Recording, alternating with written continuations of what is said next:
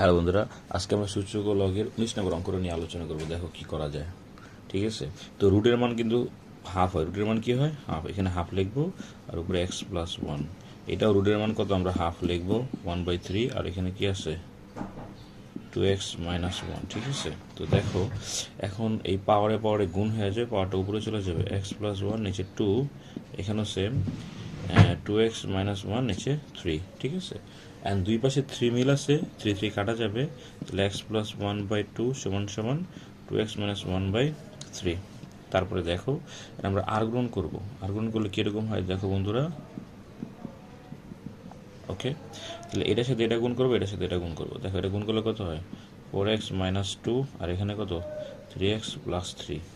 এখন একটু side সুইড change করি, আর এখানে কত মাইনাস 2টা প্লাস 2 হয়ে যাবে, তাহলে এখানে কত হবে x সমান সমান 5।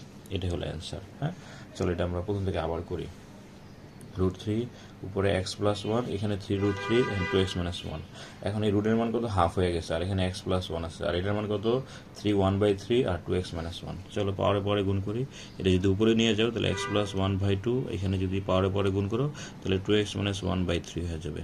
আর এখানে দুই পাশ থেকে যদি 3 বাদ দিই তাহলে এই মানটা আর এই মানটা কী হবে? সমান হয়ে যাবে। ঠিক আছে, আমরা আর গুণ করবো, এটার সাথে এটা গুণ করবো, আবার উপরের সাথে নিচে গুণ করবো।